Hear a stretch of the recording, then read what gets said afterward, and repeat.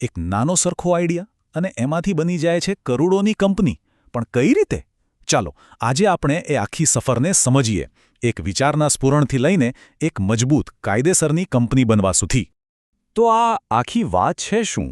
એક સામાન્ય વિચાર કેવી રીતે એક શક્તિશાળી કોર્પોરેશનનું રૂપ લે છે? આપણે આ જ રસ્તા પર ચાલીશું, પહેલી વાતચીતથી લઈને પૈસા ભેગા કરવા સુધી એક એક પગલું બારીકાઈથી સમજીશું. તો આપણી આખી સફર 5 ભાગમાં વહેંચાયેલી છે. આપણે શરૂઆત કરીશું વાતચીત અને વાણિજ્યથી, પછી જોઈશું કંપનીનો પાયો કેવી રીતે નંખાય છે, એનું બંધારણ કેવું હોય છે, ત્યાર પછી એને ચલાવવા માટે જે મુખ્ય વ્યક્તિ છે એની વાત કરીશું, અને છેલ્લે સૌથી અગત્યનું, વ્યવસાય માટે મૂડી ક્યાંથી આવે છે એ સમજીશું. સારું, તો ચાલો શરૂ કરીએ આપણા પહેલા વિભાગથી. જુઓ, કોઈ પણ બિઝનેસની શરૂઆત એક આઈડિયાથી થાય છે, બરાબર? પણ એ આઈડિયા જ્યાં સુધી કોઈ બીજા સુધી પહોંચે જ નહીં, અસરકારક રીતે રજૂ ન થાય, ત્યાં સુધી તો એ મગજમાં જ રહી જાય છે. અને બસ અહીંથી જ માહિતી સંચાર એટલે કે કમ્યુનિકેશનનો ખેલ શરૂ થાય છે. માહિતી સંચાર એટલે કે કમ્યુનિકેશન.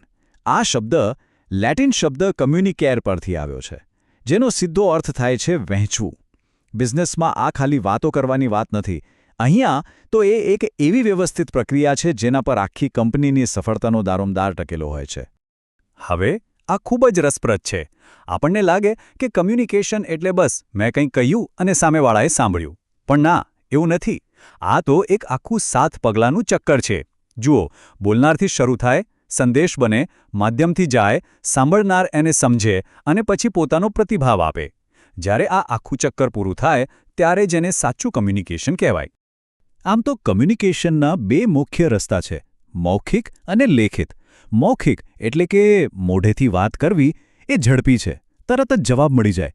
પણ બિઝનેસમાં દરેક વાતનો રેકોર્ડ રાખવો જરૂરી છે. કાયદાકીય પુરાવા માટે અને એક પ્રોફેશનલ ટચ માટે લેખિત કમ્યુનિકેશનનો કોઈ વિકલ્પ નથી. અને આ જ વાત સૌથી મહત્વની છે. વાણિજ્ય એટલે કે કોમર્સની દુનિયામાં જે લખેલું છે એને જ અધિકૃત માનવામાં આવે છે. યાદ રાખજો, લેખિત દસ્તાવેજ ખાલી રેકોર્ડ નથી, એક કાયદાકીય પુરાવો છે. ચાલો હવે આગળ વધીએ. આપણો આઈડિયા પાક્કો થઈ ગયો, એને રજૂ કેવી રીતે કરવો એ પણ સમજાઈ ગયું. હવે શું? હવે એ વિચારને વાસ્તવિકતામાં બદલવાનો સમય છે. અને એના માટે પહેલું અને સૌથી મોટું પગલું છે કંપનીની કાયદેસર સ્થાપના કરવી. તો કંપનીની સ્થાપનાની આખી પ્રોસેસ 2 મોટા તબક્કામાં વહેંચાયેલી છે. પહેલો છે પ્રારંભિક તબક્કો. આમાં બધું પ્લાનિંગ થાય. આઈડિયાને વધારે વિકસાવવો, તપાસ કરવી, પૈસા ક્યાંથી આવશે એ બધું ગોઠવવું. અને પછી આવે છે બીજો તબક્કો એટલે કે નોંધણીનો. આમાં બધા જરૂરી કાગળિયા રજિસ્ટ્રાર ઓફિસમાં જમા કરાવીને કંપનીને એક કાયદાકીય ઓળખ આપવામાં આવે છે. જેમ કોઈ દેશને ચલાવવા માટે એનું બંધારણ હોય છે, બસ એ જ રીતે એક કંપનીને પણ પોતાના બંધારણની જરૂર પડે છે. અને કંપની માટે આ બંધારણ એટલે એનું આવેદનપત્ર. આ આવેદનપત્ર છે શું? એ કંપનીનો સૌથી મૂળભૂત અને બંધારણીય દસ્તાવેજ છે. એમાં બધું લખેલું હોય છે. કંપનીના ઉદ્દેશો શું છે, એ કયા ક્ષેત્રમાં કામ કરશે અને બહારની દુનિયા સાથેના સંબંધો કેવા રહેશે. ટૂંકમાં આ જ એની લક્ષ્મણ રેખા છે. અને આ આખું આવેદનપત્ર 6 મુખ્ય કલમો પર ઊભું છે. પહેલી, નામની કલમ. બીજી, રજિસ્ટર્ડ ઓફિસની કલમ એટલે કે એનું સરનામું. ત્રીજી, ઉદ્દેશ્યની કલમ કે કંપની શું કામ કરશે. ચોથી, જવાબદારીની કલમ. પાંચમી, મૂડીની કલમ. અને છઠ્ઠી, સ્થાપનાની કલમ. આ 6 વસ્તુઓ ભેગી મળીને કંપનીની આખી ઓળખ બનાવે છે. ઓકે, તો કંપનીનું માળખું તો તૈયાર થઈ ગયું. હવે આટલા બધા કાયદાકીય અને વહીવટી કામો સંભાળશે કોણ? એના માટે ખાસ વ્યક્તિની જરૂર પડે છે, એક નિષ્ણાંત. અને એ છે કંપની સેક્રેટરી. હવે આ નામ પરથી એવું ન સમજતા કે આ કોઈ સામાન્ય સેક્રેટરી છે. ના, એ એક કી મેનેજરિયલ પર્સોનલ એટલે કે KMP છે. એક ઉચ્ચ અધિકારી જેની નિમણૂક બોર્ડ ઓફ ડિરેક્ટર્સ કરે છે અને જેની જવાબદારી એ સુનિશ્ચિત કરવાની છે કે કંપની બધા જ કાયદાઓનું પાલન કરે. અહીંયા જુઓ, કંપની સેક્રેટરીની સત્તાઓ અને જવાબદારીઓ. એક બાજુ એમને કંપની વતી દસ્તાવેજો પર સહી કરવાની, પત્રવ્યવહાર કરવાની સત્તા મળે છે, તો બીજી બાજુ કાયદાનું પાલન કરાવવાની, બોર્ડ મીટિંગ્સ ગોઠવવાની અને ડિરેક્ટરોને માર્ગદર્શન આપવાની મોટી જવાબદારી પણ એમના માથે હોય છે. મતલબ કે સત્તા અને જવાબદારીનું પરફેક્ટ બેલેન્સ. સારું, કંપની બની ગઈ. એને ચલાવવા માટે માણસ પણ આવી ગયો. પણ ગાડી ચલાવવા માટે પેટ્રોલ તો જોઈએ ને? બસ એ જ રીતે કંપનીને ચલાવવા માટે જોઈએ મૂડી એટલે કે પૈસા. તો હવે જોઈએ કે આ પૈસા આવે છે ક્યાંથી?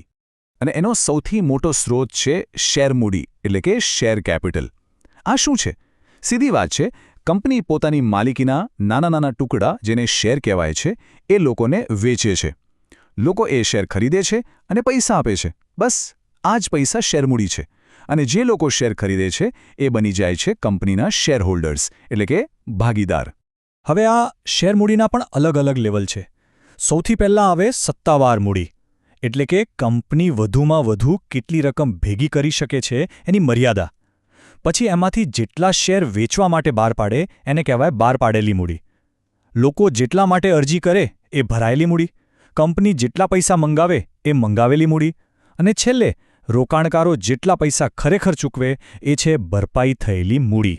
શેર પણ મુખ્યત્વે બે પ્રકારના હોય છે, ઇક્વિટી અને પ્રેફરન્સ. ઇક્વિટી શેર એટલે કંપનીની સાચી માલિકી. જેની પાસે ઇક્વિટી શેર હોય એ કંપનીના અસલી માલિક કહેવાય. એમને વોટિંગનો અધિકાર મળે. નફો વધુ તો ડિવિડન્ડ વધુ, ખોટ જાય તો કંઈ નહીં. બીજી બાજુ પ્રેફરન્સ શેર છે. એમાં માલિકી હક ન મળે પણ એક નિશ્ચિત દરે ડિવિડન્ડ મળવાની ગેરંટી હોય છે. જોખમ ઓછું, વળતર પણ નિશ્ચિત. એને યાદ છે આપણે કંપની સેક્રેટરીની વાત કરી હતી? તો એના માટે પણ એક નિયમ છે. કંપની અધિનિયમ 2013 મુજબ જે પણ કંપનીની ભરપાઈ થયેલી શેરમૂડી 5 કરોડ રૂપિયા કે તેથી વધુ હોય એણે ફરજિયાતપણે એક ફૂલ ટાઈમ કંપની સેક્રેટરી રાખવા જ પડે. તો બસ આ હતી આખી સફર. એક નાનકડી વાતચીતથી શરૂઆત થઈ, પછી એને કાયદાકીય માળખું મળ્યું, બંધારણ બન્યું, એને ચલાવવા માટે મુખ્ય અધિકારી આવ્યા અને છેલ્લે નાણાકીય પીઠબળ પણ મળ્યું. આમ એક વિચાર એક જીવતી જાગતી કંપની બની ગયો. આખી બ્લુપ્રિન્ટ હવે આપણી સામે છે. એક આઈડિયાને કંપની બનાવવા માટે શું શું જોઈએ એ બધું જ. તો પછી સવાલ એ છે કે આગામી મોટા વિચારને એક મોટી કંપની બનતા હવે કઈ વસ્તુ રોકી રહી છે?